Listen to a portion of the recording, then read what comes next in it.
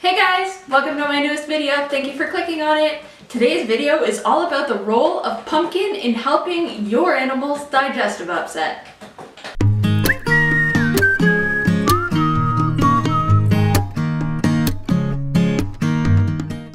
So pumpkin has some major benefits when it comes to playing a role in your pet's digestive system.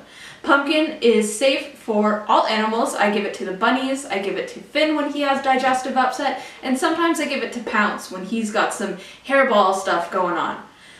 That being said, not every animal is going to enjoy the texture of pumpkin, but if it's needed, best get it in their system no matter how you can.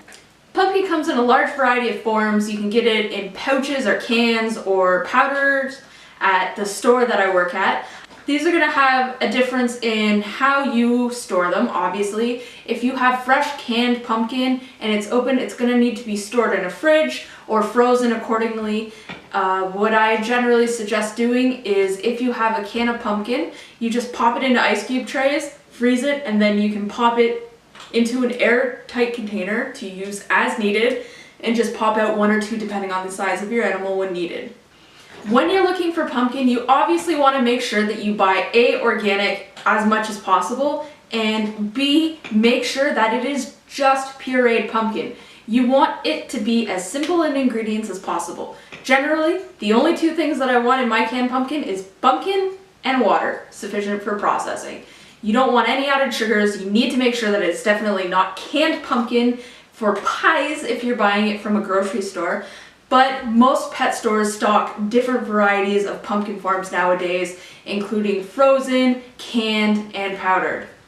The big difference between the three of these is frozen is just the same thing as canned in just a different form, so you're going to have to de-thaw it when you need it. The canned is very convenient. You just pop open a can and that's it. You stick it in whatever you need to do to get it in the animal.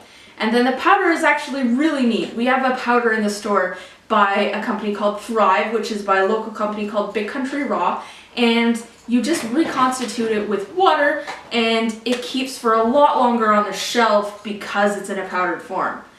I highly suggest that at all times, if you have any type of animal, you have a can of pumpkin in your repertoire, in your drawer to use as needed.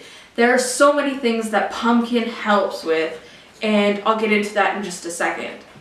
A lot of questions that I get is, why do I need a can of pumpkin or canned powdered pumpkin in my cupboard when pumpkin is so highly available in a lot of wet foods and dry foods? The answer to this is simply because the amounts that are going to be in dry and wet foods aren't going to be in a huge enough quantity to really make that difference into what you're going to want to be solving with your pet. Pumpkin is huge in fiber and it's a water regulator. So when it comes to things like digestive issues, it helps to soothe the tummy if you're having some digestive upset, nausea, that kind of stuff. And if you're having diarrhea or constipation, it helps soothe the bowel and helps to get rid of excess water or bulk up stool if that's needed. A lot of people think that pumpkin is only indicated for diarrhea, and that's not true at all. We actually use it a lot in clinics and recommend it a lot in clinics for dogs, especially who have constipation issues, because pumpkin really has insoluble plant fiber in it, so it bulks up the feces and kind of helps it pass through a lot easier. That being said, insoluble fiber is also super good for water regulating in the bowel, so it absorbs a lot of water if you've got too much in the bowel, which is causing diarrhea. So in both instances, pumpkin is indicated. Generally with Finn, when I see the first signs of an upset stomach, I bring the pumpkin out. Whether or not, I know for sure that it's going to end up in some issues if his tummy's really loud or I find that he's swallowing or smacking his lips a lot. I give them pumpkin. And the reason being is that, yes, it also helps with the bowel, but pumpkin is actually quite easily digested. If you've got a dog that's nauseated, doesn't want to eat a lot, it's not going to be heavy on the stomach, and it's going to help get things in there. Obviously, pumpkin being what it is, has some sugars in it, so it's going to help keep the animal thriving a little bit. Obviously, it's got nutrients, highly packed in nutrients, so it's going to keep them perked up a little bit than not eating at all. and I just generally supplement my pumpkin with some goat's milk if he's really not doing so well. But pumpkin's also great for animals like rabbits or any of your small animals that also get a lot of digestive issues. It's going to help keep GI stasis at bay because it's got that fiber, and it's also going to help with anything like cats and hairballs because of the fiber content. It's going to help push things along the digestive tract and keep things moving, which is what we want in the cases where in rabbits or cats with hairballs, we just kind of want to get things going and out of the way so it's not sitting around blocking the stomach or the intestines and causing issues. How do I get pumpkin into my animal? Well, you know, sometimes cats and the smaller animals and even dogs sometimes can be quite a bit fussy when it comes to how you feed them things like pumpkin. Pumpkin in general isn't exactly just pureed pumpkin isn't exactly the greatest tasting thing in the world, I would assume. Like, I don't mind pureed pumpkin. I put it in my smoothies all the time. But to an animal, I can see how texturally it's a little bit off and it's a little bit weird. So if you're feeding raw, some people just mix it in with the raw food. Or if you're feeding a dry diet, some people mix it in with a dry diet. Personally, I mix it in with some wet because I find that it's easier to give that way. If I give it with his dry, Finnegan's not likely to eat it that way. If he's really sick, I just have to syringe feed it and get it in there because otherwise I know what's going to be happening, especially when his stomach's got some gurgles going on. I know that we need to get stuff in there and get his bowels kind of regulated. In the rabbits, generally I don't find it's much of an issue. I just stick it on a plate and they just lap it up. I mean, sometimes if you want to give it as a bit of a treat, you can mix it in with a bit of plain yogurt that is xylitol free and they go nuts for it. In cats, generally I've had to mix it in with Pounce's wet food because cats are more likely to have textural issues when it comes to food. So I just mix it in with his wet food. Again, worst comes to worst, if I know that he's not doing well, I'm just going to syringe it into him. When it comes to pumpkin, what is the limitations with it? And there are,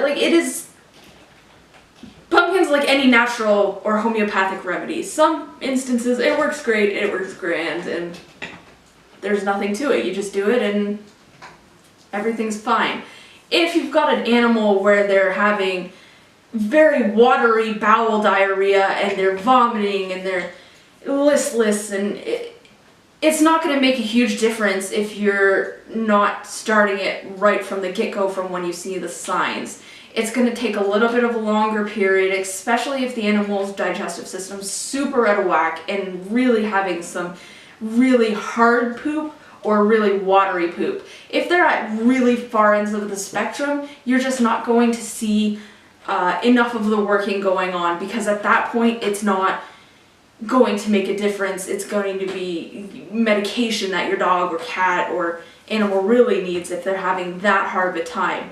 But in cats or dogs or bunnies that are just having a little bit of a hard time, they seem a little bit constipated, or they're just having a little bit of a soft stool, you can keep it up as maintenance and it does wonders.